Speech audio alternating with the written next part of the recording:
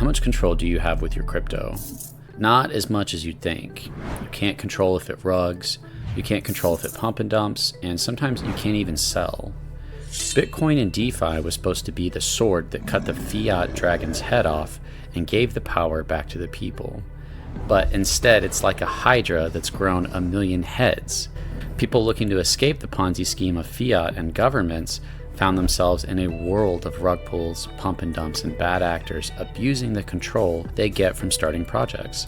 So what happens if a project gives that control back to the people by removing bad actors, no rugs, locked liquidity, no team tokens, a fair launch, and a safe contract? The control has shifted from the bad actors who prevent the project from succeeding, but it now goes to the early buyers. The liquidity pool by design gives more and more control to the early buyers at the top. As more buyers come in, the stronger the early buyers get in their ability to take value out of the liquidity pool. So even if you remove the bad actors, the liquidity pool still gives control to those at the top, and they are 100% incentivized to use that control to enrich themselves at the cost of those beneath them.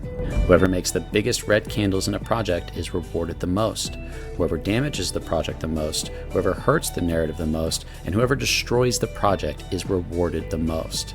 This is the game of the liquidity pool that gives all control of the future of the project to the early buyers. And that project can only grow and last as long as those buyers want it to. So in order to give control back to the people, we need to address the problem that is giving so much control to the top.